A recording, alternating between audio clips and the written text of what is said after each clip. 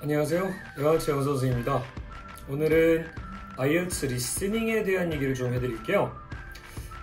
실제로 IELTS 리스닝은 그렇게 많은 분들이 어려움을 겪을 이유가 없는 과목입니다. 물론 들어도 안 들린다는 분들이 많이 계시는 과목이기도 하죠. 그런데 여기에서 굉장히 역발상이 좀 필요합니다. 여러분들이 안 들리는 문제가 왜 안 들리는지를 이해를 하면 그 역발상 이해도 잘 되고요. 자, 일단 왜 안 들리는지에 대한 설명을 하려면 제가 캠브리지 책을 하나 보여드릴 필요가 있습니다. 자, 이제 캠브리지 책에서 여러분들이 보통 리스닝이라고 부르는 문제들이 이런 것들인데, 특히나 이제 여러분들이 많이 안 들리는 부분들은 이 섹션 3나 아니면 섹션 4 정도의 지문들입니다.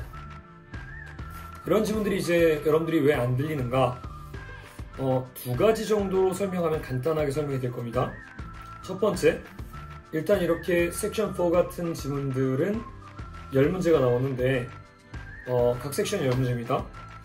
실제로 이게 들리는 양을 좀 볼 필요가 있는데, 그러면 기출문제집인 캠브리지 책의 스크립트를 보여드리면 이런 느낌이에요.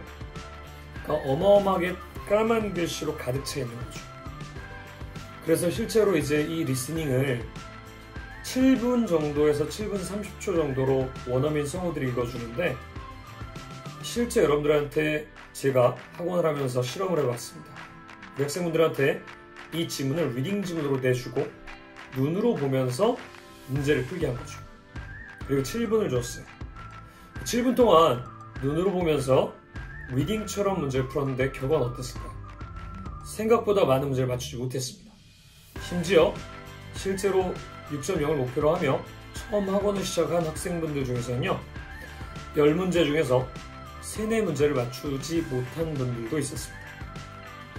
그럼 여기서 이제 재밌는 생각을 한번 해보죠. 비원어민의 입장에서 우리가 영어를 볼 때 글씨가 없이 귀로 듣는 게 정확할까요? 아니면 눈을 이용해서 하나하나 확인하며 듣는 게 정확할까요? 당연히 비원어민의 입장에서는 눈이 귀보다 정확합니다. 그런데 눈으로 보더라도 이해가 안 되는 지문을 귀로 들으니 당연히 리스닝이 이해가 안 되는 건 두말하면 잔소리입니다. 아무리 딕테이션이나 받아적기죠, 여러 가지 다양한 방법을 적용한다 하더라도 단기간에 사람의 귀로 드러내는 능력을 늘리기는 힘들죠. 그래서 한국 분들이 주로 교육과정에서 읽기나 여러분들 문법 위주로 교육을 받아온 결과 듣기는 우리의 능력치에서 멀어지게 마련인 거죠. 이게 첫 번째 이유입니다. 즉, 눈으로 봐도 이해가 안 되는 지문을 귀로 들려주니 그게 쉽겠냐는 거죠. 두 번째 이유는 여러분들 이제 이 두 손을 봐주시면 됩니다. 여러분들 이렇게 두드리는 거 되시나요? 이렇게 올렸다 내렸다 하는 거 되시나요? 같이 해볼까요? 쉬워 보이시나요? 이게 되시는 분도 있는데 지금 해보면 안 되는 분도 많을 거예요. 이게 두 번째 이유입니다. 즉, 조금 전에 그렇게 안 들리는 것도 문제긴 한데, 리스닝은 이런 문제를 읽으면서 동시에 그 안 들리는 내용을 들어야 됩니다. 즉, 우리가 들으면서 읽는 과정을 반복하다 답을 골라 적어야 되니 그런 복잡 다단한 처리가 잘 이루어질 리가 없는 거죠. 그래서 실제로는 정말 딱 필요한 부분만 듣고 정답만 정확히 찍어서 그렇게 문제를 처리하는 방법을 배우지 않는 한 의외로 리스닝은 굉장히 고통스럽고 오랜 동안 성적이 오르지 않을 수 있는 첫 번째 IELTS 과목이 될 수 있습니다. 특히나 요즘처럼 컴퓨터 베이스의 시험을 볼 때는 더더욱 그런 문제가 커질 수 있습니다. 그래서 여러분들 내용을 듣지 않고 정답에 포커스를 맞춰서 정답에 집중해서 정답의 형태만을 생각하며 듣는 요령을 기를 필요가 있는데요. 그럴 때 필요한 두 가지 스킬이 위치키라는 개념과 그 다음에 밑줄을 개수하는 능력입니다. 리스닝은 40문제인데요. 그 중에 주관식이 언제나 25문제가 평균율로 나옵니다. IELTS 시험에서 리스닝을 23문제를 맞추면 6.0이고요. 25개를 맞추면 6.5가 되는데요. 여러분들이 나머지 15문제에 해당하는 문제들은 찍을 수 있는 문제입니다. 다른 말로 멀티플 초이스라고 해서 3개 중에 하나를 찍거나 이런 형태들이거든요. 맞을 확률이 30% 정도 되는 거죠. 그냥 하나로 밀더라도. 거기에서 보너스를 5개 정도 받을 수 있거든요. 언제나. 아예 안 풀어도. 그러면 여러분들이 25개 정도 되는 주관식을 다 맞추지 못하더라도 17개, 8개만 맞추더라도 나머지 부분에서 공짜로 얻는 그 플러스 알파 점수를 통해 6.0에서 6.5를 공략할 수 있게 됩니다. 고로 IELTS 리스닝은 전체 내용은 듣지 못하더라도 위치를 딱딱 잡아서 그래서 실제로 정답을 이미 게스한 상태로 리스닝을 처리하는 방법만 배워둬도 우리가 실제 리스닝을 늘리는 것보다는 훨씬 더 정확하고 빠르게 원하는 성적을 받아낼 수 있게 됩니다. 물론 주관식에 다양한 규칙들이 존재하지만 그런 규칙들은 연습을 통해 얼마든지 충분히 공략이 가능합니다. 오늘은 그 대표적인 예로 위치를 간단하게 잡아서 그래서 AND라는 규칙을 통해 정답을 보는 방법을 하나 배워보도록 하겠습니다. 자, 이제부터 제가 화면 위주로 설명을 하는 부분으로 넘어가도록 하겠습니다.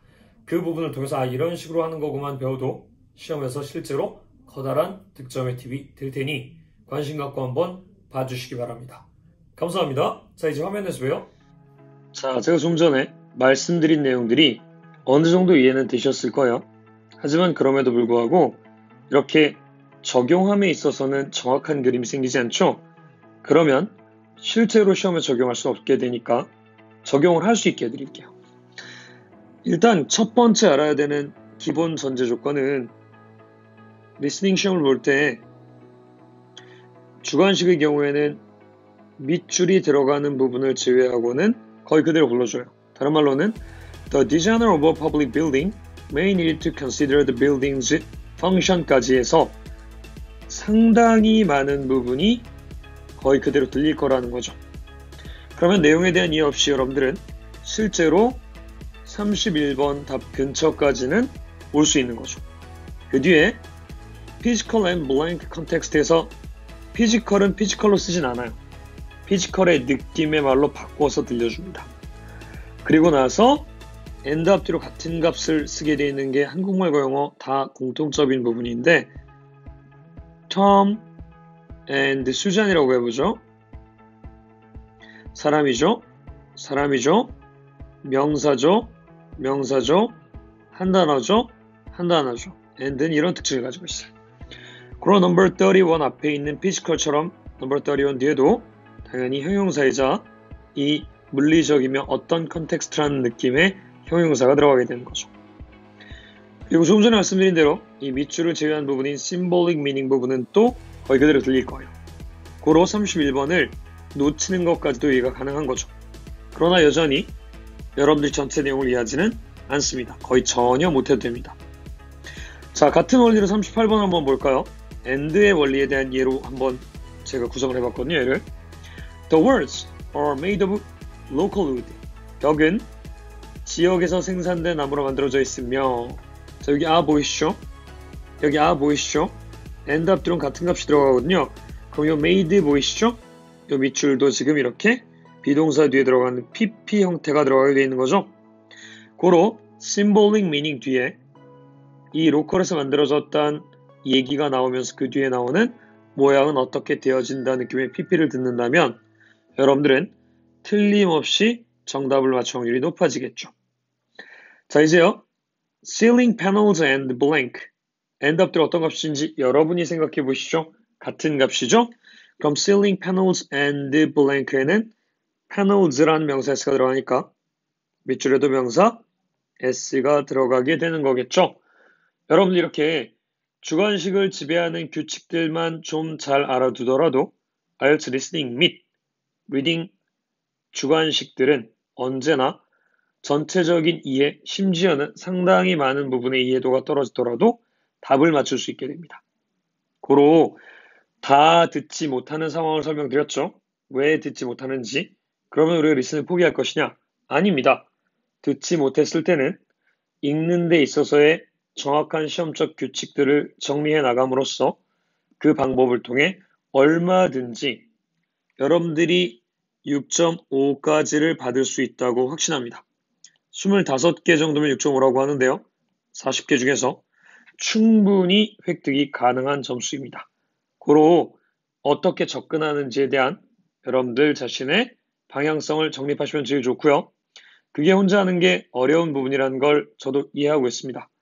그래서 여러분들 그런 경우에는 저와 같은 학원이나 또는 제가 운영하는 www.영어arts.com의 IELTS 리스닝을 들어보셔도 좋을 거라고 생각합니다. 무작정 이명이 들릴 때까지, 꿈속에서도 리스닝 꿈이 꾸어질 때까지 듣는다고 해서 리스닝이 늘어나는 건 아닙니다. 그건 실제 생활에서의 리스닝은 그렇게 들릴 수 있겠지만, 그리고 또 오랫동안 살면서 원어민들과 마주치면서 또 그들과 생활하면서 들릴 수는 있겠지만, 우리가 실제로 IELTS 시험에서 시험 점수를 단기간에 준비하고자 할 때 들리는 방법으로는 적절한 선택은 아니라고 다시 한번 단언드립니다. 오늘의 간단한 팁이 도움이 되셨길 빕니다. 감사합니다.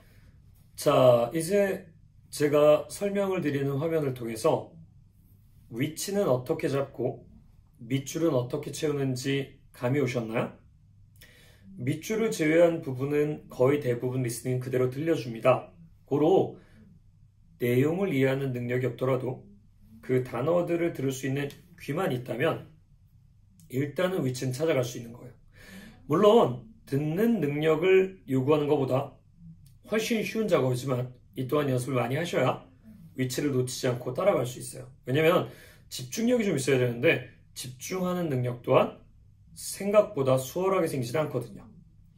자, 두 번째요. 그렇게 한 뒤에 여러분들 밑줄에다 정답을 적을 때 요령 하나만 더 가르쳐 드리면 두 번째까지 설명을 했었는데 세 번째 문제점이 있어요. 리스닝은 스펠링도 문제가 커요. 즉 여러분들이 내용을 못 알아듣는 것도 문제가 되고요. 또 동시에 이렇게 두 가지 동작, 읽는 것과 듣는 걸 동시에 해야 되는 것도 어렵고요. 세 번째, 마지막으로 스펠링도 문제가 돼요. 스펠링이 실제로 생각이 안 날 때는 스펠링은 일단 한글로 적어두셔도 됩니다. 왜냐면 여러분들 시험이 끝나고 나면 종이시험의 경우든 컴퓨터 시험의 경우든 일정 시간 답을 적을 시간을 줍니다. 그래서 그 시간 동안 스펠링을 해결하면 되기 때문에 일단 여차 급하면 먼저 여러분들의 한글로 적은 말을 통해서 나중에 스펠링을 유추할 수 있습니다. 그래서 한글이 영어보다 빠르니까 머릿속에 떠오르는 단어가 스펠링이 헷갈린다면 주저마시고 일단 한글로 채워 넣으신 다음에 나중에 추가로 주어진 시간을 통해 그 문제를 해결해 보세요.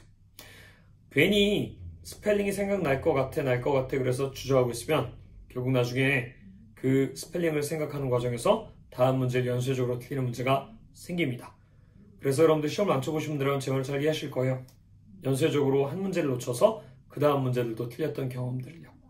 그래서 그런 것까지 한번 해결할 수 있으면 좋겠습니다. 다시 한번 말씀드립니다. 여러분들 혼자서도 얼마든지 늘 수 있지만 혹여 리딩 리스닝에서 체계적인 도움을 필요하신다면 www.영어arts.com 이라는 온라인 강의를 통해서 실력을 늘려보시거나 또는 시드니 영어알츠를 찾아오시면 체계적으로 교육을 시켜서 단기간 합격을 도와드리겠습니다. 감사합니다.